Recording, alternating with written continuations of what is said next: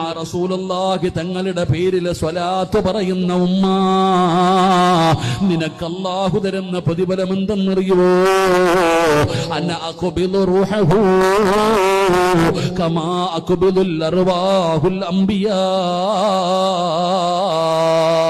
പ്രവാചകന്മാരുടെ റൂഹ് പിടിച്ചതുപോലെ ആദം നബി അലൈഹിസ്സലാം മുതൽ ആദം നബിയും നൂഹ് നബിയും ഇബ്രാഹിം നബിയും മൂസാ നബിയും ദാവൂദ് നബിയും യാക്കൂബ് നബിയും യൂനുസ് നബിയും യൂസുഫ് നബിയും ഹാറൂൻ നബിയും അയ്യൂബ് നബിയും സുലൈമാൻ നബിയും സക്കരിയ നബിയും യഹ്യാ നബിയും ലോകത്ത് കടന്നു വന്ന പ്രവാചകന്മാരുണ്ടല്ലോ, ആ പ്രവാചകന്മാരുടെ റൂഹ് പിടിച്ചതുപോലെ വേദന കുറച്ചു കൊടുക്കും നബിയേ.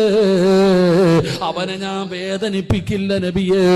അള്ളാഹുവിന്റെ പ്രവാചകന്റെ പേരിൽ സ്വലാത്ത് പറഞ്ഞ ഒരു മനുഷ്യനുണ്ടല്ലോ, അവന്റെ റൂഹ് പിടിക്കുമ്പോ വേദനിപ്പിക്കത്തില്ല നബിയേ. പ്രവാചകന്മാരുടെ റൂഹ് പിടിച്ചതുപോലെ അങ്ങയുടെ പേരിൽ സ്വലാത്ത് പറഞ്ഞവന്റെ റൂഹ് പിടിക്കും നബിയേ.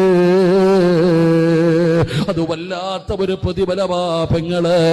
അള്ളാഹു നിന്റെ മരണവേദന കുറച്ചു തരണേ എന്ന് ദുആ ചെയ്യുന്നവരാ നമ്മൾ. അല്ലാഹുവോട് ദുആ ചെയ്യും, പടച്ചവനെ എന്റെ മരണവേദന കുറച്ചു തരണേ എന്ന് ദുആ ചെയ്യുന്നവരല്ലേ.